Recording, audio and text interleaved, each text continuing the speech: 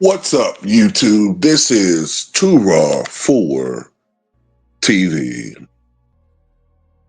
While boxing had one of its great moments last night when Terrence Bud Crawford upset Canelo Alvarez in their match in Las Vegas, unfortunately, boxing also got some very sad news in regards to a former champion who was supposed to make a comeback later this year. Now he's gone forever. British boxing champion Ricky Hatton was found dead at his home at age 46, Greater Manchester police have confirmed. Hatton's stellar career included world titles in two weight classes, light welterweight and welterweight. He was nicknamed the Hitman, and he was set to return to the ring in December. Police say at this time, they do not currently believe that his passing is suspicious. Born in Stockport, Manchester in October of 1978, he was a proud Mancunian his entire life. He supported Manchester City Football Club and was friends with the Gallagher brothers. He grew up in a pub on a council estate and Hatton told the Guardian newspaper in 2009 that, quote, "Me and my brother Matthew used to help out in the pub for pocket money." Hatton made his boxing debut at age 11. His parents made a small gym in the pub basement when he was just 12, where he used to practice on a punching bag. Until he turned professional, Hatton worked in the family carpet business. Quote, "I wasn't much good," he said of it. He had a brief but successful amateur career in boxing. Then the rest was history. Hatton leaves behind 3 children and was never married. His passing is looked upon as, quote, "a massive loss to the boxing world." And in recent years, Hatton became vocal about his own struggles with mental health and tried to help others as well. He became an ambassador for the mental health charity Campaign Against Living Miserably just 2 years ago. He said, quote, "Back then, if a boxer can come out and say they're struggling and crying every day, it's going to make a huge difference. Having gone through it, I now see it as my job to help those suffering with mental health."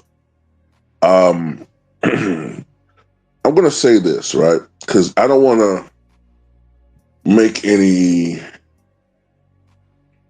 I don't want to declare anything absolute until it's announced officially. But judging from the wording that I'm getting in some of these articles and some of the information I've been hearing online, it strongly suggests that Ricky Hatton gave in to the dark forces. I'll put it like that. And I'm just going to say, man, if you are struggling mentally, if you're going through a patch, see, people don't understand. Everybody gets depressed every now, but sometimes people become truly beyond despair. And you reach a mind state where it's like nothing matters. It can be overwhelming, according to what I've read about this type of thing. And, I guess the closest that we come to that normal, I guess most people, is when you undergo some sort of traumatic personal experience, the loss of a loved one,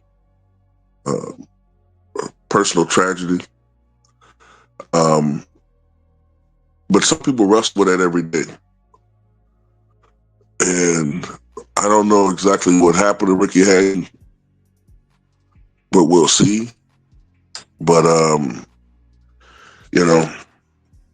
no one should have to go through any of that type of stuff. No one should have to go through that type of battle alone. But Ricky Hatton, the boxer, he was he had an overall record of 45 wins, 3 losses, 32 wins coming by knockout. And then back in 2000, Ricky Hatton won the British light welterweight title, followed by the World Boxing Union title the following year. He made a record 15 successful defenses of the latter from 2001 to 2004. He reached the pinnacle of his career back in 2005 when he defeated Costa Zoo for the International Boxing Federation title. Oh, yeah, and the ring and lineal title. Excuse me, I forgot to mention that. This was followed up later that year with a victory over Carlos Masu to claim the World Boxing Association title, becoming the unified light welterweight boxing champion. He then made his welterweight debut the next year, and Hatton won a tough fight against WBA champion Luis Collazo to win a world title in his second weight class. A return to light welterweight in 2007 saw him win the vacant IBF title for a second time, as well as the International Boxing Organization title. In the same year, Hatton had his career first defeat against Floyd Mayweather Jr. in an attempt to win the WBO ring and lineal welterweight titles. This defeat took a severe toll on Hatton's well-being, as did a second defeat in 2009 when he lost his IBO ring and lineal light heavyweight titles to Manny Pacquiao.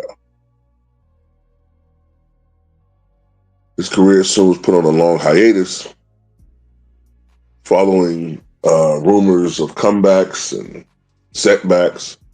Hatton announced his retirement from the sport, but in 2012, more than 3 years after his last fight, he confirmed his comeback. And after a loss, Hatton immediately went back into retirement. He remained retired for some 13 years until earlier this year, he announced that he was coming back to fight again. I don't know whether it was motivated by,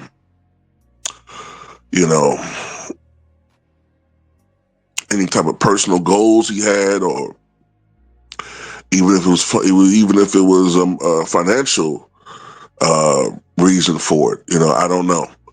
But anyway, rest in peace, Ricky Hatton. Really good fighter, man, back in the day, and real exciting to watch. May he rest in peace.